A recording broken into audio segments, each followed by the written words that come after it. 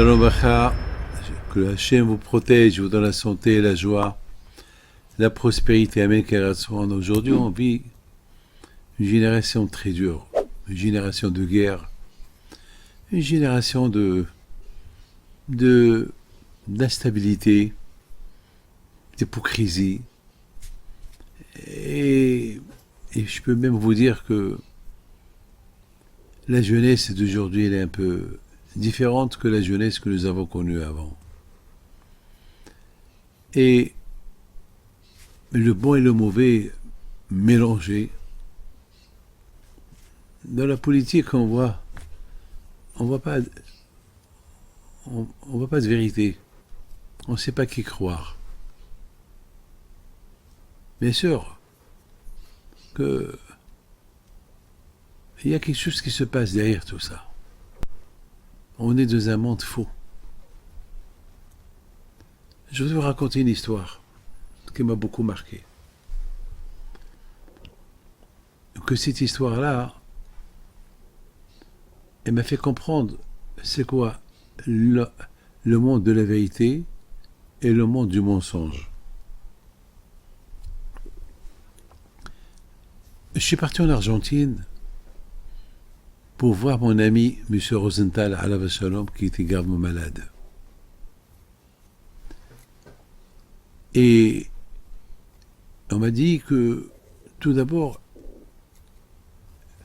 ils l'ont pris à New York pour des examens. Donc je suis parti à New York pour les examens, il y avait toute sa famille. Bon, les examens n'étaient pas trop bonnes,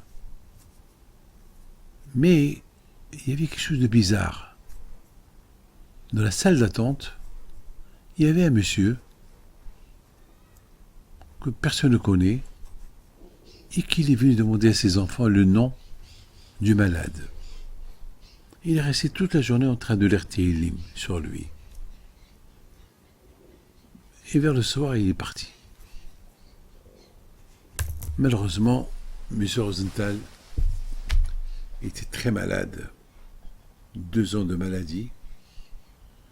Donc on m'a dit, maintenant il est en Argentine et sa vie, elle est en danger. Je prends l'avion de Paris à Buenos Aires, j'arrive le matin, on vient me chercher et je vais à la synagogue. J'ai fait ma prière et j'ai donné un petit cours de Torah. Un petit cours de Torah de 10 minutes. Après le cours de Torah, on m'a accompagné en voiture à l'hôpital pour voir M. Miguel Rosenthal. J'arrive chez lui, il était heureux de me voir avec un grand sourire. Il était branché avec tous les machines. Il vivait avec avec des machines. Il me dit, j'ai beaucoup aimé ton cours de Torah de ce matin que tu as fait à la synagogue. Je dis, ah bon, qui te l'a dit? Il m'a dit, je t'ai vu, je t'ai écouté. J'ai commencé à rigoler. Je dis, quoi? Tu m'as vu? Comment tu m'as vu? Mais j'étais à la synagogue. Il m'a dit, oui, je t'ai vu. D'ailleurs, tu as parlé de ça, de ça, de ça, de ça. Il m'a tout répété, tout ce que j'ai dit. Je dis, c'est pas possible. Quelqu'un a dû te raconter tout ce que je t'ai dit, tout ce que j'ai dit dans le cours. Il m'a dit, non, je t'ai vu. Je regarde sa femme, je regarde ses enfants. Et eux-mêmes, ils n'ont pas compris. Parce qu'ils venaient de se réveiller. Ils dormaient. Comment il a vu ce que j'ai dit? Il m'a raconté tout ce que j'ai dit. Ça m'a choqué. Là, j'ai compris que ce monsieur-là, c'est un tzaddik, et qu'il ne reste pas longtemps à vivre. Il a vu la vérité. Il commence déjà à vivre la vérité. La vérité de l'autre monde. Et chaque fois que je vois ces enfants en Argentine, on parle de ces discussions. Ce que leur père, il a vu, en réel, alors que j'étais pas à côté de lui. On était à 20 kilomètres l'un à l'autre.